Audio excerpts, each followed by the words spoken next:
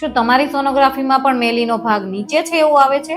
તો ડરવાની જરૂર નથી, આ વિડીયો તમારા માટે છે.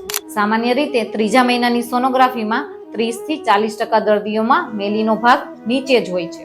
પરંતુ જેમ જેમ પ્રેગ્નન્સીના મહિના વધતા જાય તેમ ગર્ભાશયની સાઇઝ વધે છે. મોટા ભાગના દર્દીઓમાં મેલીનો ભાગ ઉપર ખસવાની શક્યતા હોય છે.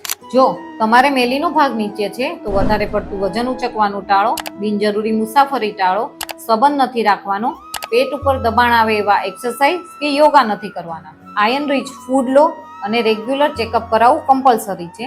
પણ યાદ રાખો, જો મેલીનો ભાગ નીચે છે સાથે દુખાવો કે બ્લીડિંગ હોય તો રાહ જોયા વગર તરત જ તમારા ડોક્ટરને કન્સલ્ટ કરો અને કમ્પ્લીટ બેડ રેસ્ટ કરો.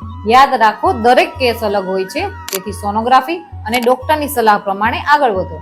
સાચી માહિતી અને સમયસરની કાળજી માતા અને સ્વસ્થ બાળક માટે ખૂબ જ જરૂરી છે. તો જાણો, સમજો, ડરશો નહીં.